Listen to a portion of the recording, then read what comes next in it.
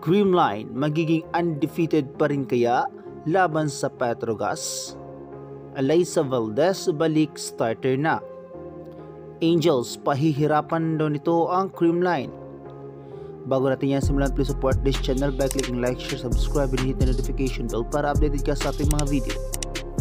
Magbabalik aksyon ng dalawang rivalries sa finals appearance kung saan ay halos dalawa nga ito ang naghaharap o isa sa kanila ang nakakapasok sa finals. Muling susubukan ng Petrogas na padapain ng undefeated pa rin na Creamline Cold Smasher.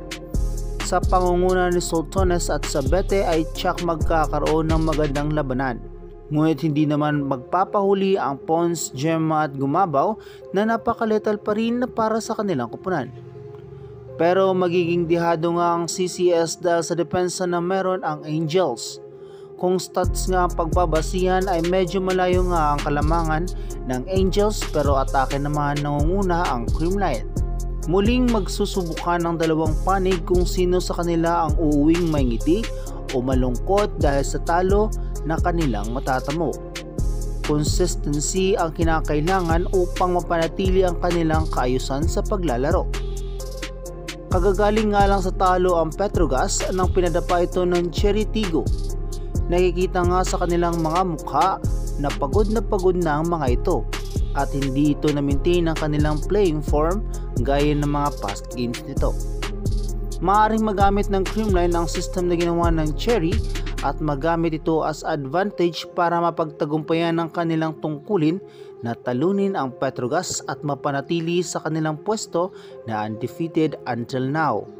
Magbabalik nga ang starter itong si Valdez knowing na bigating team ng makakalaban.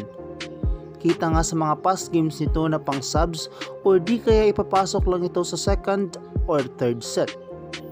Ngunit kung ano man ang mga plano ni Coach Meneses ay siguradong ikabubuti naman ito ng kanyang team. Kahit sino naman ang ipapasok ni Coach Sherwin ay tsak magdadala ito ng impact at contributions para sa kanilang koponan. Mapapanatili kaya ng Creamline ang kanilang winning streak? Yan ang tanong ng karamihan. Ngayon nga isa sa malakas na team at matitibay pa ay siguradong pahihirapan sila ng mga ito para makuha ang panalo. As of now, Creamline Cold Smasher is still on top with 4 straight win and no losses.